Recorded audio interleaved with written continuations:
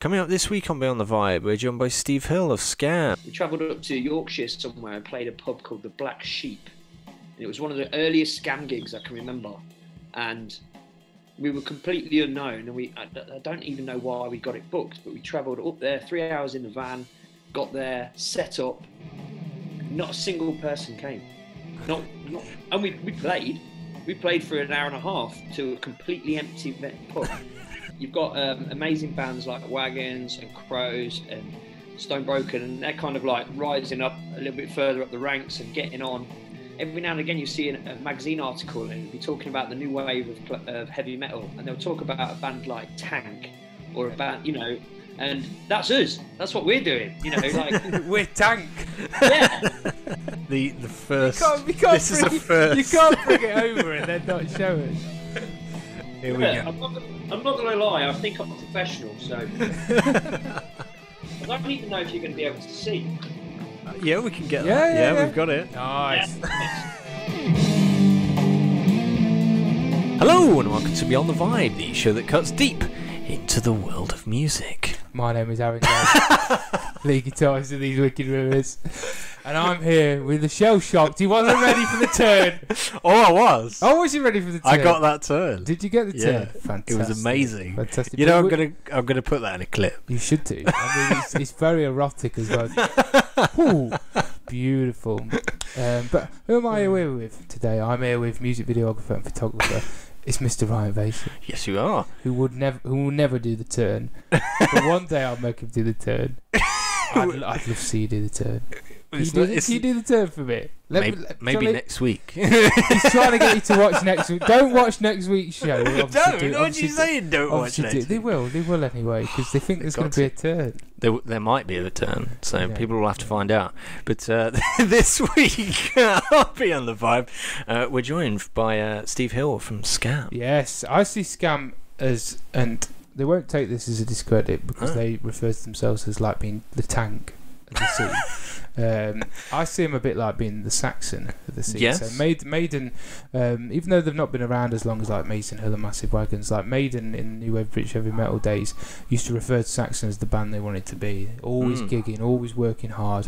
And when Rivers first got going, SKAM were a bit like that. They'd always be on the top of them headline shows and small things. And we've seen their stock rise as our stocks rise. And it's really cool to see that evolution, and it's definitely a compliment when I say that I see them as that band. As much as Saxon get a lot of bad press, it's not for that reason. It's just because they're such grafters, and I think that comes across in the interview, Mr. Basie. Yeah, it's a real good reflection. The impression I get from them. I mean, I've not seen them live yet, but they feel like a hard-working band. Yes. They.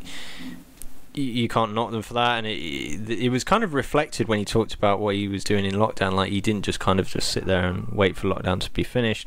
He got a bit inventive. He did some things with the family, and I thought that was really cool. Yeah, man. I mean, we said it to him, and I don't know if it was in cut, but we've gigged a lot with SKAM, but I've never really had a one-to-one with Steve, and he's such a nice guy. Absolutely. And the way he articulated, in particular, the new wave of classic rock and the community and the movement in itself, I thought was absolutely perfect. Yeah. Like, a lot of guys, including myself, and you have spoke about it, but I think you really put it across well.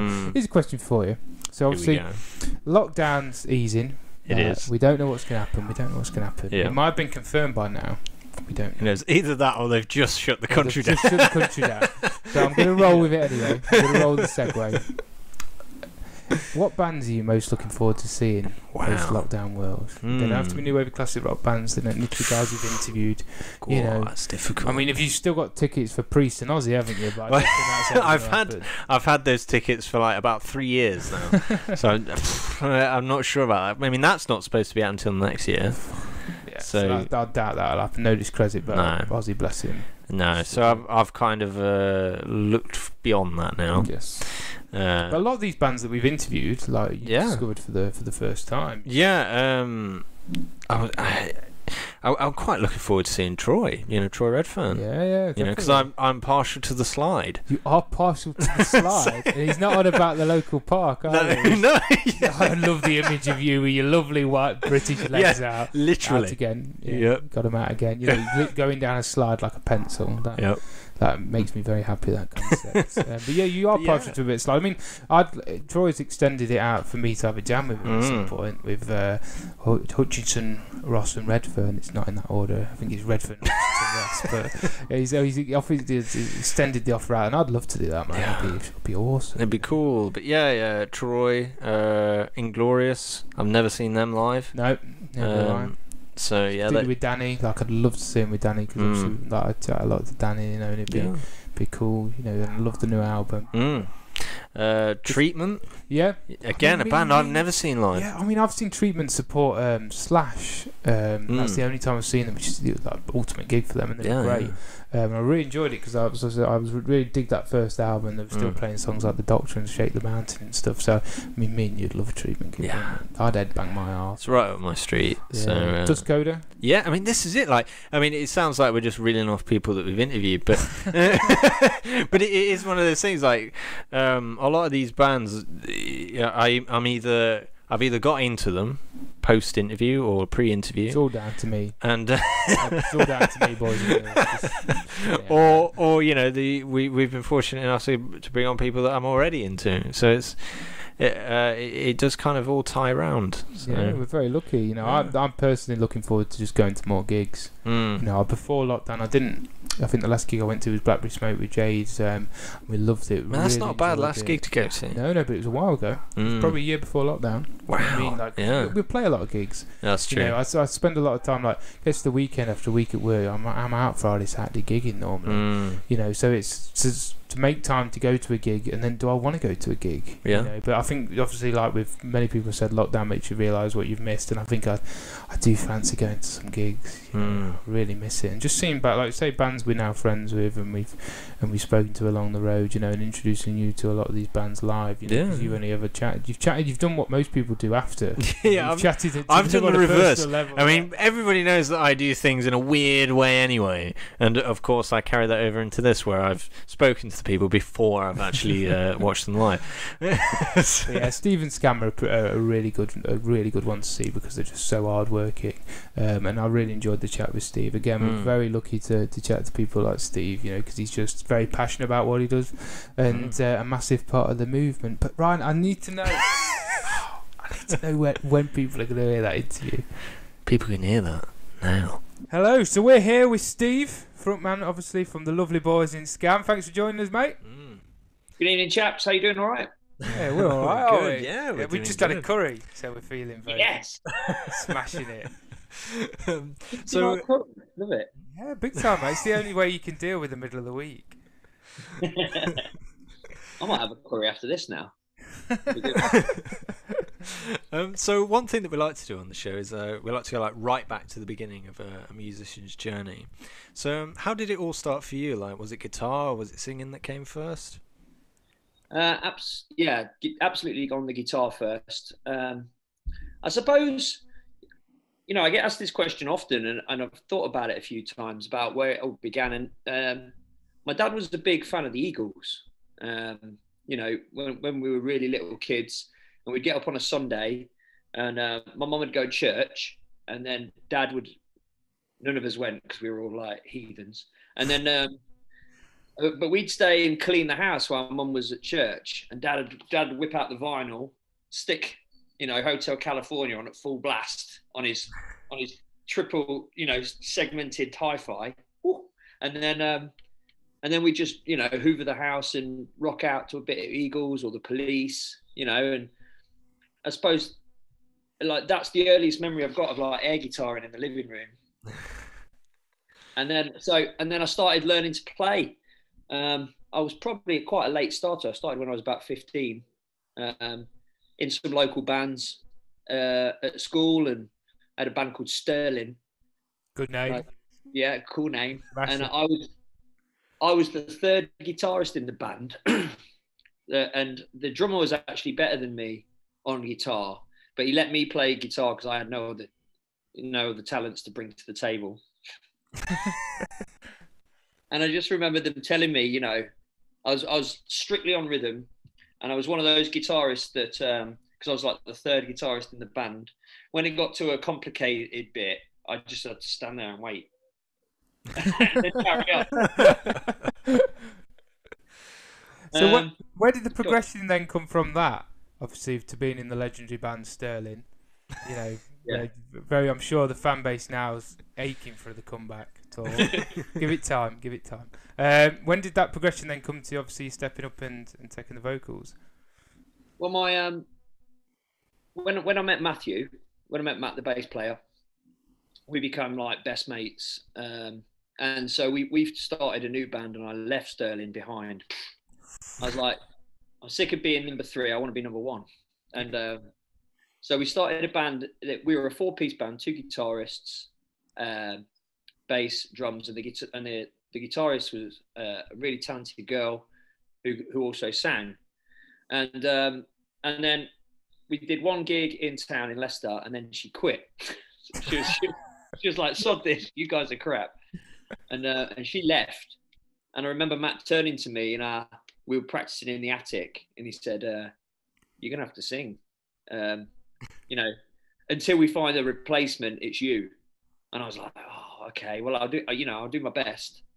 And that was that was 20 years ago. So this is a continuous thing. I was about to say, this is like an unusually common trend that we've found with singers. Everybody's a reluctant singer that comes in temporarily and then ends up doing it for about 20, 30 years. At least you've hung on to the guitar. Do you know what I mean? I think that's the key thing. You've not left that, and I think that gives you your own unique thing as well. Because I think when you've been a guitarist and then you become a vocalist, you get used to having that tool to hide behind a little bit. Absolutely. No, that's I think as we say, that's a natural progression. We had the same with Dan from Revival Black, Stevie from Bad Touch. They've all been. Ricky and it's always Warwick. Ricky Warwick. 50 years later, still doing it. So it must just be. Well, I think. Don't get me wrong. I know there are some incredibly talented singers out there that have the talent, and they come forward and they're like, "I'm a singer," But for me, I was all about rocking out like Angus Young. So I'd spent so much time learning to play that I'd never given 1 second to like any kind of vocals. So then I had to just kind of like learn it as we went along. And you were saying earlier about hiding behind the guitar. People that play and sing will tell you it's a completely alien thing to do. You have to get to the stage where you're playing autonomously so that you can sing, and it's a very weird thing to do. And there's still things today that I just can't do. There's songs you try and cover, or you try and play something that's on a different beat to the vocal, and I'm completely lost. It's mental. But it took a lot of practice, took a lot of work, to get there, and eventually we just started going out as a 3-piece. Speaking of that, we heard that like some of your gigs from your earlier days took you to some unusual places, let's say. One of which we heard was a pub with an interesting landlady, locally dubbed as the Witch of Aslager? Alsager, yeah. Alsager, I'd have never guessed that. We've been debating this hours. We asked the bloke in the street. We asked the bloke who bought the curry, how do you pronounce this? And he wasn't even close. But yes, do you have like any kind of early like unusual gigs or anything that you kind of came across in your early years? Oh, mate, I've got loads. I reckon I could write a book, some weird like anecdotes, but she was actually lovely. Like I want to stress, the Witch of Alsager was a top lady. She was absolutely lovely. But she bought this pub in like a little village just outside of Stoke, and she wanted to bring bands in, and she was a bit of a metalhead, and the locals took a bit of a disliking to her, and it was them that called her the Witch of Alsager, and wow. But she was actually sound. She treated us really well. And every time we went to play, she made a big pot of curry in a cauldron. Yeah, she was cool. But yeah, we've got some mental like times, like gigs. You know how it is. You're gigging around and you're earning your rock apprenticeship, and especially from before we had a fan base, and you're just taking any gig that you can get. We travelled up to Yorkshire somewhere and played a pub called the Black Sheep, and it was one of the earliest SKAM gigs I can remember. And we were completely unknown, and I don't even know why we got it booked, but we travelled up there, 3 hours in the van, got there, set up. Not a single person came. And we played. We played for an hour and a half to a completely empty pub. There was not even a local in there sat up prop in the bar. There was 0 people there. Wow. Okay. Which was bizarre. Like you say though, it's part of your rock and roll apprenticeship though, isn't it? Like you're paying your dues, and I think particularly if you as a free piece, I mean, then it just makes you guys continuously tighter. If you as a frontman getting used to the singing and the guitar, it's just like, and I think bands are better for that when they've paid the dues like that. You know, when we talk a lot about bands that it feels like there's a, you know, normally not by their own fault, but they'll get bigger quicker, and then they're not ready for that because they've not had them things of playing to a, you know, 2 blokes and a dog for a Mars bar in the middle of Yorkshire, or to, like you say, to nobody in the middle of the Yorkshire. It's tough, man. You know, but it brings you together as a band, definitely. I fully agree. And one of the things we're not very arrogant lads, but one of the things that I've noticed, certainly in like the more recent like gigs that we play in the band, you know, when we're going out gigging with the SKAM as it is now, is we're really good at playing under like poor conditions. You know, we hardly do anything during sound check. We check I can hear myself sing, and we go for it. And you know, it doesn't really bother me. And I think it's because of years of playing with a tiny little PA. And you know, we played a gig in Matlock at I'm sure it was called the Lime Kiln, a pub called the Lime Kiln. Rings a bell. Yeah, and they had it was amazing for the crowd. It looked amazing, but they got a stage cut into a rock face, right? It was like hollowed out like a fake cave, and the band was in there. But everything that made a sound was outside the cave and in front. And it was a good like 5 meters in front of us. And we were in the back of the cave with lights on us. And I could, other than the drums, I couldn't hear it was like I was not making any noise with my voice. I was like that. All you could hear is the odd echo around on the outside. But we played, and it seemed to go down really well and sold some merch. So I guess it was okay. I just feel like that's part of it, you know? Yeah. Some bands that you see and they get on there and they're like, oh, I need the 32 megahertz turning down. You know? Yeah, big time. I'm like, just crack on, mate. You'll be right. Yeah, man. I prefer that mentality. You know, it brings in. I like the fact you've got that togetherness. You know, where it's all of you, all 3 of you, where it's like you can get through them situations because you've done it for so many years. You know, and it's made you better as a band. You know. Yeah, that's the key thing. So looking back, obviously them beginnings and then weird gigs to where you are now, your upcoming EP. Now, is it Venous or How do you pronounce the EP's name for those? Venous. Yeah. Yeah. It's out late this year. How do you feel it compares to your previous releases? Like, did you do anything differently this time, whether it be in the writing or the recording process? Yeah. Well, I think the writing process has definitely evolved into something a bit more mature than how it used to be. In the olden days of SKAM, it would just be me, really. I was pretty much the only songwriter in the band. I don't mean that with any disrespect to Matt and Ray, who were in the band at the time, but I would write the hooks and the songs. I would bring them to the lads, and they would put their parts into them. Yeah. And so everything started with me, really. And then when we did Goddard, Neil came in, but I already had 50% of that written. So Neil kind of helped me finish it off. But then these 2 EPs that we've done this time was a proper collaborative effort between me and my brother. So that's been really fun because I record something at home on my phone or whatever, and I'll zip it over to him, and he'll tell me it's shit, and then we'll cut a bit more out, you know. But then eventually, we've evolved this sort of like dual sound. Neil's got a bit more of the harder sort of he's definitely a bit meatier than me. Like he's a little bit younger than me, so he used to listen to some serious hardcore stuff, and I'm a little bit older.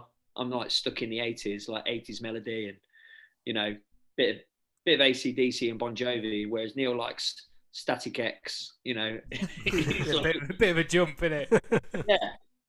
But if you listen to the new stuff, I think you can hear those two parts. There's like the big power riffs in there that Neil's bringing in, and then there's like the melodic chorus. And I think that's just become what SKAM sounds like. It's an evolution, isn't it? You know, and you naturally, as a band grows on, like you say, you get more mature and you bring in different, but you retain that core of what the band is. I don't think that ever leaves you. Yeah, you know, and as much as we are, I was just going to say something there, but I can hear it in my head and it sounds wrong. But Neil knows that kind of I will put hold on anything that I don't think is SKAM. You know, so like. I'm not saying it's big. I'm probably just because I'm the big brother and I think it's my band. But you know, he'll come in with something. And I'm like, that's way too much for what we do. You know, like that's a proper heavy metal track. You know, save that for your solo project. We have the same thing in Rivers, though. I think my biggest thing is when you jam it. I think as soon as you put it in the band, I think everyone knows whether it feels like it's the right song for the band, you know. And if you're forcing it, then it's probably not right, you know. Well, interestingly, because I've not mentioned him yet, but Matt's become kind of like the decider, you know. So me and Neil will be like bickering about a track. I like it, he doesn't like it, he thinks it's too cheesy, and so we'll take it and play it in band practice to Matt. And if Matt likes it, we keep it. So. Fucking poor Matt, man. Matt's got all the responsibility. Like, we're gonna go with this song. It's gonna be the single. It's gonna be good. Matt, you shouldn't have picked that, man. It's done shit. You shouldn't have picked that. That's it. He's got Neil and me looking at him like that. Slipping in 20 quid. Speaking of that, is there any like favourites for you off the new EP? Any you'd recommend to people when it comes out? Absolutely. Well, my personal favourite, which I don't think is going to be a single, which will be kind of exciting for me because I think, you know, there's always kind of something good about having that mystery, but it's my favourite track on the second EP, and it's called I'm Not the Only One. And it's just a winner. I absolutely love it. It's got a bit of a 90s sort of like Alice in Chains type feel to it, but I absolutely love it. We all put it in the bag for singles, but then different people got, you know, we voted, and I think it just came fourth, and we were doing 3 singles. So, you know, I can't wait for people to hear it. It's going to be mega. No, it's a good choice. I'm the same. I like the mystery around it now. Yeah, that's it. Gotta check it out. You've teased it. I know this is pure cliche, cheesy stuff to say, but we sat down with all of 12 songs when we were doing the release, figuring out the releases. We picked, you know, split them into like strength areas to decide on which were going on which discs. And then what we did was we purposefully overloaded the second disc with strong tracks. And I'm not saying I think the first EP was weak, but I think the last second one's stronger. So, and we did that because we thought we wanted people to get the first one and think that was good, and then to get the second one and be like, holy shit, you know, this is amazing. So hopefully that'll actually happen. That's cool. Now, aside from the new EP, I've got the shirt on. Yeah. Well, because I'm a proper Kiss. Oh yeah. I've got the. You're joining me and the boys on the first New Wave Classic Rock compilation album. With Iron Cross, you know, we're all dead proud to be involved in it. You know, I mean, firstly, how does it feel to be included, like, and as part of the movement as the whole, and why did you pick Iron Cross in particular?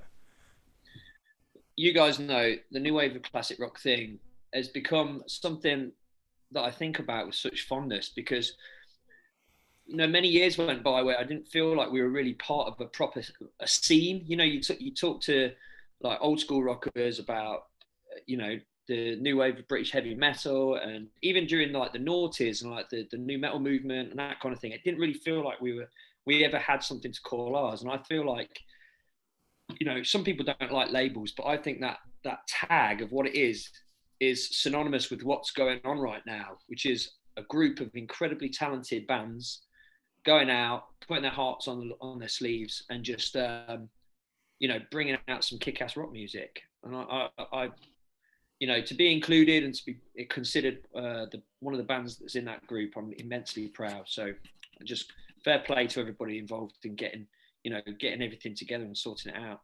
And you guys must feel the same. It's I think you worded it really well, man. You know, I think we've asked a few people the questions, and no discredit to their answers, but you smashed it, because it's not.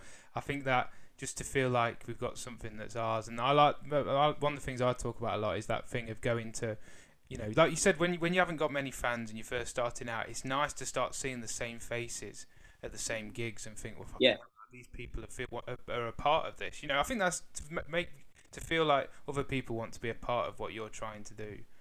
You ever feel like this sounds a little bit negative, but I don't mean it to at all. You know, you've got amazing bands like Wagons and Crows and Stone Broken, and they're kind of like rising up a little bit further up the ranks and getting on. And, you know, they're going to move on and keep going. And I was talking to Matt the other day, and I was like, you know, every now and again you see a magazine article and it'll be talking about the new wave of heavy metal, and they'll talk about a band like Tank or a band, you know, and that's us. That's what we're doing, you know, like we're Tank. Yeah. You know, we might not be right up there in the heady heights just yet, but we're definitely within it, you know, and I think that's something special. I mean, go on. Sorry, go on, Steve. Go on. I was just going to say, to answer your question, why we picked Iron Cross is kind of a bit part of that. Iron Cross was a song that was on the God Order record that we didn't pay any attention to, really. It was one that I managed to sneak on, like an 80s sort of Saxon style, you know, classic rock track. And we kind of just, I suppose we thought it was a bit of a throwaway track. And then when God Order came out, it was just elevated by the fans, you know, and they were, you know, loads of people picking it and requesting for it. It wasn't even in the live set. And so, you know, we just felt that was a really good example about what the scene's like, you know, and the power of the people and the community behind it. No, another really good answer, man. I love that. That's really cool. Now, we spoke a little bit about it in terms of the whole frontman thing, you know, and being a guitarist as well as a frontman. And we talked a lot with people about their identity as a performer, you know, because I think when you step out on stage, for a lot of people, it might be different for yourself, is they form a bit of a character. You know, it's a different thing than obviously when you go back to your day job, you know, and sit and watch Deal or No Deal in your pants. You know, it's a character that you're maybe performing a little bit. What comes together with your identity as a frontman, Steve? That is a really good question. I suppose I try and be a lot cooler than I am in real life.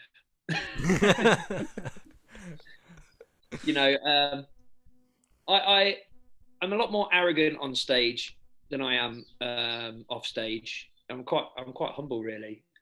But on stage, you want someone with a bit of a lip, you know, and giving you a bit of attitude. Whereas I don't do that at the bank. You know what I mean? And I don't know. That's a really tricky question. Is there anybody in particular that inspires you when you was kind of forming that character?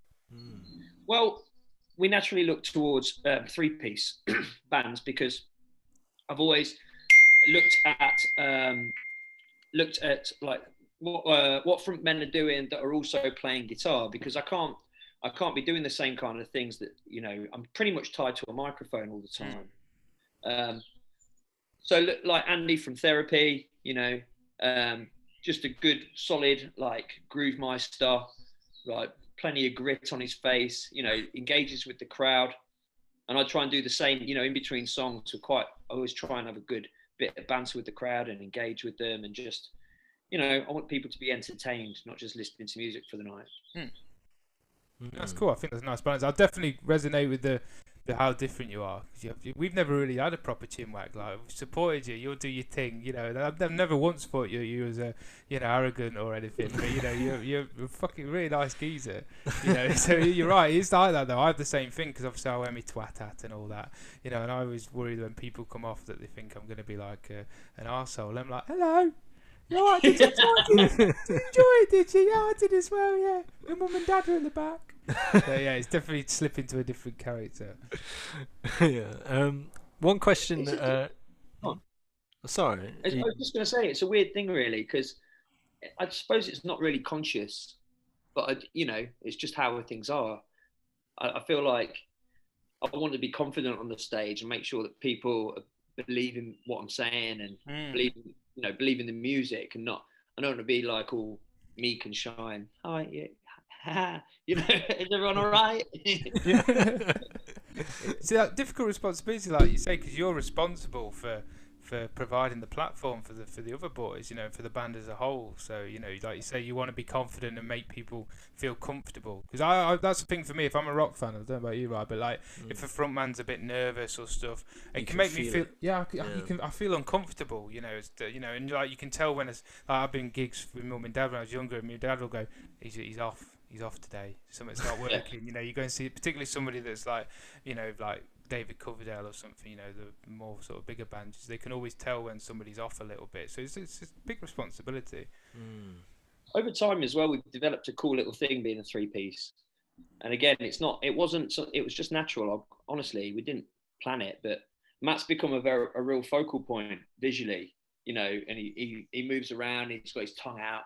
And he sort of quite thankfully distracts people away from me, so that they've got something to actually watch, because I'm pretty static on the mic all the time. So it's worked pretty well. No, that's cool. One question that we like to ask is like what a musician does away from the stage. So is there any kind of hobbies or things that you've done over lockdown? Yeah. Another great question. This is one of the best interviews I've had all. You'll get that on the website. That's immediately clipped. I've done two things this year, which one of them's pretty cool and one of them's a bit nerdy. But I wanted to buy a canoe. Okay. Yeah. So nice. No, I like a canoe. I like it. Yeah. I bought a canoe for me, and I've got 2 young boys, and we've been going out on the back. We've got a river not far from us out the back, so we've been jumping out in there and doing a bit of paddling, which has been awesome. Man. Yeah, I love it, and especially on days like today. We were out earlier in the sun, been absolutely awesome. So that's been really fun, teaching them how to paddle. I used to paddle quite a lot when I was a kid. I was quite seriously into it, and then just gave it up when I was about 16. And been meaning to get on and do it again, but never got around to it, so it seemed like a great chance. We couldn't go anywhere, so let's just do it now. Yeah, man, that's cool.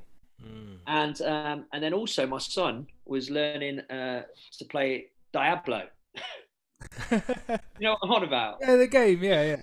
Spinning top thing. Oh, spinning top. I thought you was on about the video game. No, like the juggle things. Hang on. Fantastic. Imagine if you didn't come back for half an hour. Yeah. You left them at another house. 3 hours later. Right. I had them when I was a kid. Yeah, see, it shows my age, because we'd call it spinning tops. Yeah. So he was learning on that, so I've learnt that with him, which is a bit nerdy, but. Are you going to give us a little stuff? I'll try. Hang on. Here we go. The first. You can't this is the first. You can't bring it over and then not show us. Here we go. I'm not going to lie. I think I'm professional, so I don't even know if you're going to be able to see. Yeah, we can get that. Yeah, we've got it. Nice. Yeah. Some serious skill. Oh, whoa, bloody hell! Just hit the radiator, so that's the end. That's before you get told. I was waiting for the guitar to come down. That's the next SKAM video sorted. Just get that on a loop. Yeah. That's cool, man. It's nice. It's nice that you you bring your kids into it and stuff. I think that's the cool thing. Like I've always knew that I'd want to go back to the football and stuff. Just something that I was massive into. See ticket and stuff when I have kids. And it's nice that you can bring back that little bit of the things you enjoy. Well, I played rugby for my local village for since I was a kid. So, I'm an avid rugby player. But obviously that all finished as well. So no gigs, no work, no rugby. So I was like, let's buy a canoe and do some juggling. I mean, that's the natural way to go. I mean, speaking of, like you say, everything going but out of the window, and now hopefully coming back. You had did you have your first gig the other day, an acoustic one with Empire? That's right, on Sunday night. Oh, how was it, man? It was amazing. It was so good. And I think that's the thing. What taking a positive from this whole shit show. I think it just felt so incredible to be on stage Sunday. I mean, we're gagging to get the amps out.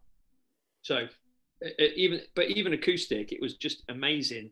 The crowd was so responsive and so lovely. It was like a limited cap show, socially distant.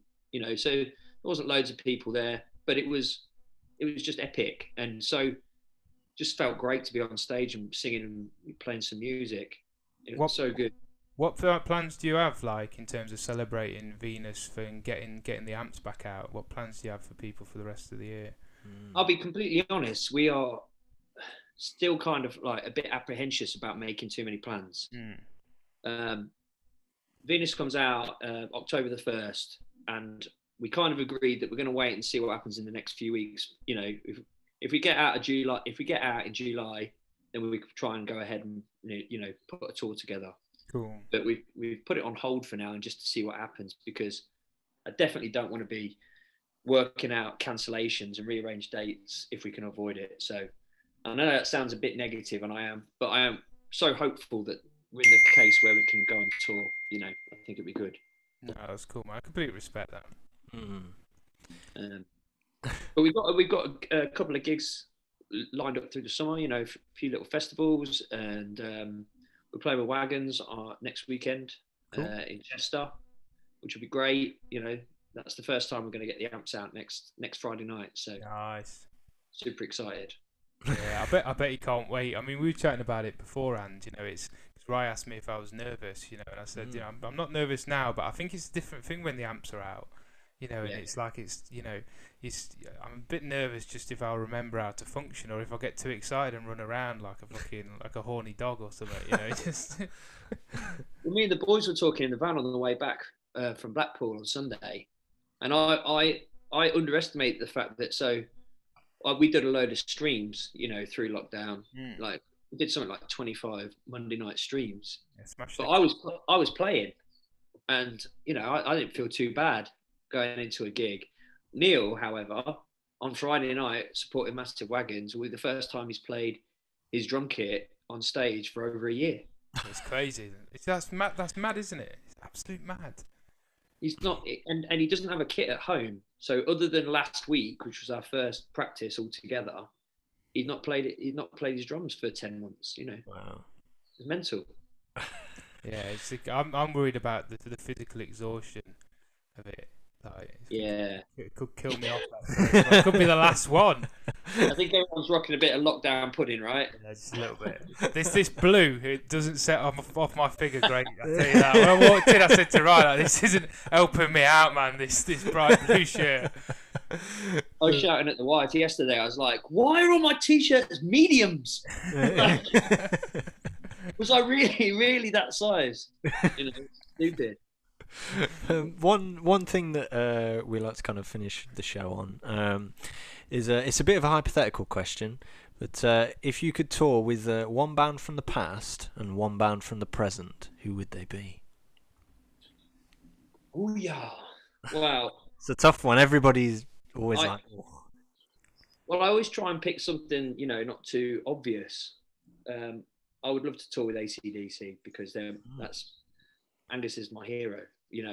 But they're still going, so I'm not going to count them. Let's pretend that that hasn't happened. I'd like to go do some gigs with Rage Against the Machine. Nice. Yes. Good choice. And a band from the present, they've just come back round, which I would be desperate to play some gigs with, is the Black Spiders. Yes. Okay. Yes. Love the Black Spiders, and I thought they were done and dusted. They've just put an album out, maybe touring again soon. So I'm going to be handing them with emails. You know what I mean? Yeah, well, it's a good choice. I had that album, that one they did with Kiss Tried to Kill Me on it, and I can't remember what it's called. It's called Saint something, wasn't it? St. Peter. Yeah, but it was a good album, man. It was a cool band. Very cool. That was my biggest thing I remember. very dirty and very cool, you know. So yeah, no, it'd be cool to see the two of you. Have you guys checked out? Have you guys checked out Electric Mary? Oh, I know of Electric Mary. I've not got my groove on though. Is that another one? Hey, honestly, probably one of the only bands that's come out and released stuff past 1998 that made a massive influence on me. Like massive. Yeah, you know, like great band. Who you having, Mary or Spiders? Well, I've done a few tours with Mary, so I'll take the Spiders because I've never done that before. So. Beautiful. So we've got so we've got Rage and Electric Mary. That works in the SKAM opening. Black Spiders. Black Spiders. Yeah, Black Spiders. Black Spiders. Rage Against the Machine and Black Spiders. Cool. I think that still works. Yeah, that's a killer lineup, man. Right, Steve, thanks ever so much for chatting to us. As Steve said himself, SKAM's new EP, Venous, is out October 1st. You can pre-order that now. And as they're saying, they've been tentative around the gigs, but if you do catch them at one of the festival dates, it'll be definitely worth your while. Thanks ever so much, Steve. Good to see you, brother. Yes, fellas. Thanks for getting in touch. Great to talk to you. See you soon. Appreciate it, man. That's cool, man. See you soon. And you just heard that interview. Now, just before we get into the chat with Steve, I'm not comfortable with how erotic Ryan's introductions to the interviews are becoming. I'd like to hear your thoughts. They started off quite modest, but the trouble is I'm feeding you it as well. That's the problem, though. Giving him what he wants, and Ryan should never have what he wants. It's making it worse. It's not healthy for him. But anyway, back to the interview that you just heard now.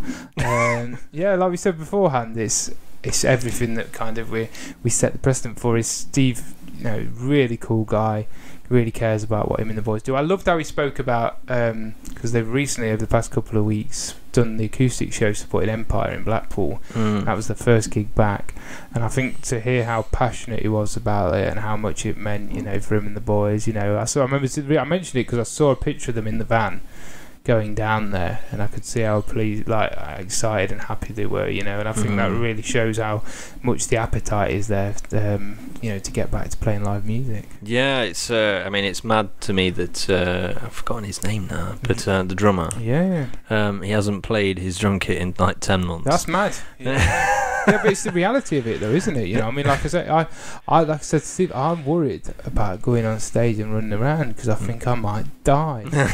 You know, it's a serious situation, Ryan. Can't emphasise it enough, you know. But I think if any of us, our time of passing is that first gig back, you know, there's worse ways to go. I mean, you realise that if that does happen, I'll be, and you can resuscitate him.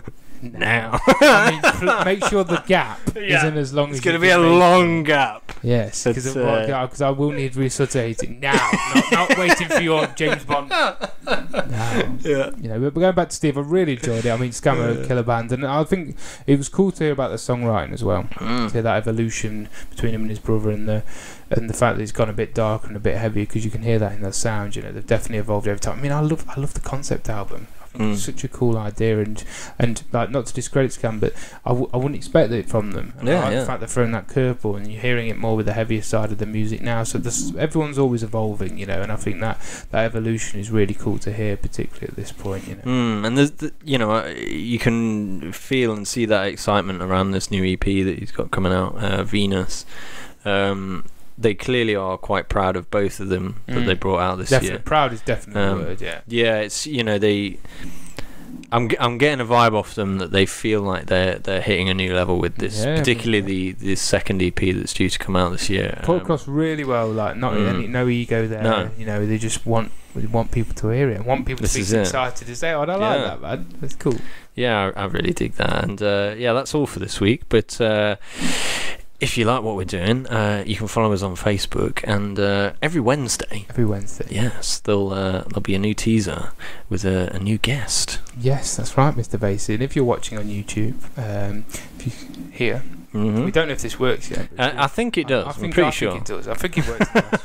You go down here, you can press subscribe, and you can click the little bell, and then you never miss an episode. And like I say, we interview different artists, not just on new wave classic rock, but all across the scene, old bands and new bands. You know, and we really enjoy what we do. And if you can join and be a part of the vibe, we'd love to have you. Yes, you know, it could literally be anybody next week. It could be you. Well, it's not going to be you, but it could be you. I mean, if you want it to be you, I mean, you can drop us a message, but if it's Dan, if it's you, you're not coming on. So it's just, I'm sorry about that. But yes, that's all for this week. So we'll see you next time. Next week.